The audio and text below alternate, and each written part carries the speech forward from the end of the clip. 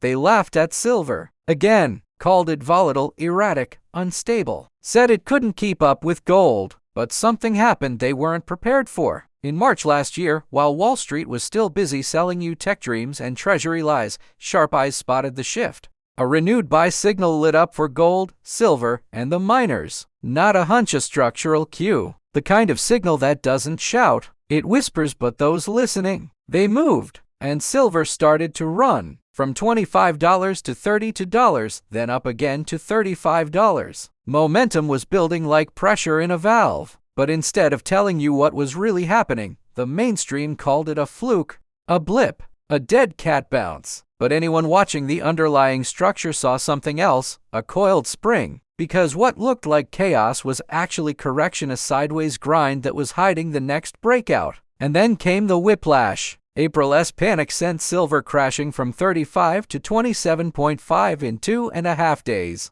2.5 days. Not because value vanished, but because retail was tricked into thinking falling equities meant falling silver. Wrong. Gold held. Silver got slammed. And the institutions? They bought that panic with both hands. You got shaken out. They stocked up. But the story wasn't over. It was just starting. Silver snapped right back to $30. Then $35. Then $37. But this time, something changed. Momentum broke through the ceiling of its year-long correction channel, a technical tube, as the analysts called it. That wasn't noise. That was ignition. And when that structure broke, it didn't just mean we were going higher. It meant we weren't coming back. Still waiting for $50 silver? You might want to check the math. Because if we adjusted for inflation and the real decay of the dollar since silver last touched that level, the equivalent today isn't T50. It is closer to 300. That is not a guess, it is the cost of a currency that has quietly lost over 80% of its purchasing power. But you don't hear that on CNBC. You just hear all-time high, as if numbers printed on paper mean more than real-world value.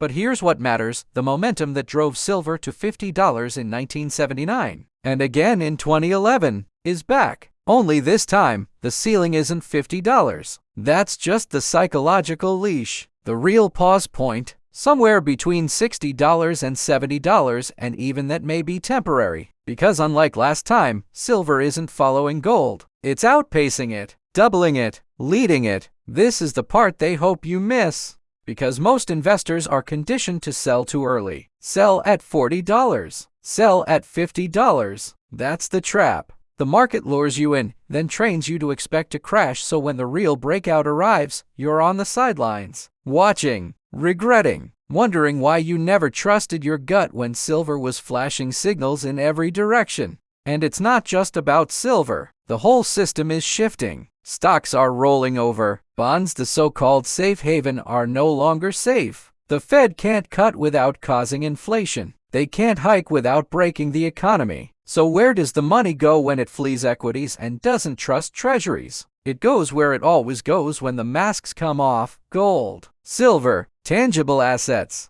And this time, with bonds broken and the dollar teetering, silver isn't just a play. It's an escape route. You think the April crash was scary? That wasn't volatility. That was a setup, a structure, a year-long technical pattern building momentum beneath the surface while the media distracted you with noise. Now that structure has snapped. Now the spring is uncoiling. And every month from here, silver's odds of setting new highs only increase. And don't say you weren't warned. This is the part where history repeats, not quietly, but violently. Because when silver moves, it doesn't tiptoe. It launches. And if you're still waiting for the right time, understand this: the right time was when the correction started. This is the aftermath. So what now? Now is when you ask yourself, are you holding something real? Or are you holding promises made by a system cracking under its own weight? Because when silver breaks 50, and it will the next stop 1TB 55, it'll be 70,